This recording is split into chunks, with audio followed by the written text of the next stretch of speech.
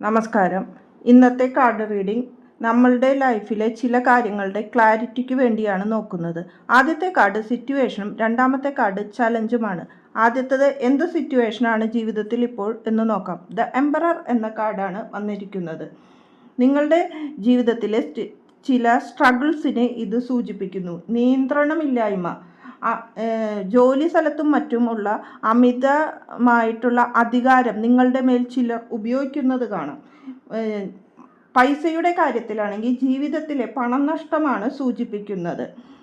റിലേഷൻഷിപ്പിലാണെങ്കിൽ ഞാൻ power struggle എന്ന് പറയാം. കാരണം ഞാനാണോ വലുത് നീയാണോ എന്നുള്ളൊരു രണ്ട് പേരും തമ്മിലുള്ളൊരു മത്സരത്തിനെയാണ് സൂചിപ്പിക്കുന്നത്.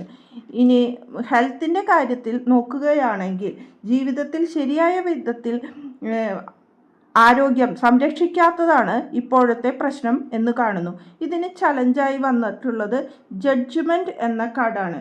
ഇത് ജഡ്ജ്മെൻ്റ് എന്ന കാർഡ് ജീവിതത്തിലെ ഒരു അനിശ്ചിതത്വത ആണ് ഇവിടെ സൂചിപ്പിക്കുന്നത്. കാരണം പഴയ തെറ്റുകളിൽ നിന്ന് നാം പാഠം പഠിക്കാതെ മുന്നോട്ട് പോകുന്നതായിട്ടാണ് കാണുന്നത്. പല കാര്യത്തിലും ഇതുകൊണ്ട് അവസരങ്ങൾ നഷ്ടപ്പെട്ടതും ആ അവസ്ഥയെ ഓർത്ത് വിഷമിക്കുന്നതും ആയിട്ട് കാണുന്നു. ഇനി തിരിച്ചു കിട്ടില്ലല്ലോ എന്നും പറഞ്ഞിട്ട് അതിന് ദുഃഖിച്ചുകൊണ്ട് വിഷമിച്ച് നിൽക്കുന്നതാണ് കാണുന്നത്. രണ്ട് മേജർ ആർക്കാന കാർഡായതുകൊണ്ട് ഒരു അഡ്വൈസിൻ്റെ കാർഡ് എടുക്കാം. 2 ഓഫ് വാണ്ട് എന്ന കാർഡാണ് ഇതിന് വന്നത്.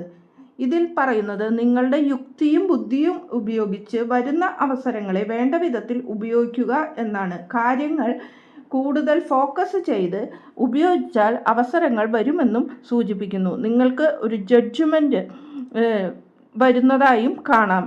കൂടുതൽ ഘടനയും അധികാരവും ഉപയോഗിച്ച് കാര്യങ്ങൾ മുന്നോട്ട് ചെയ്യുക. നന്ദി, നമസ്കാരം.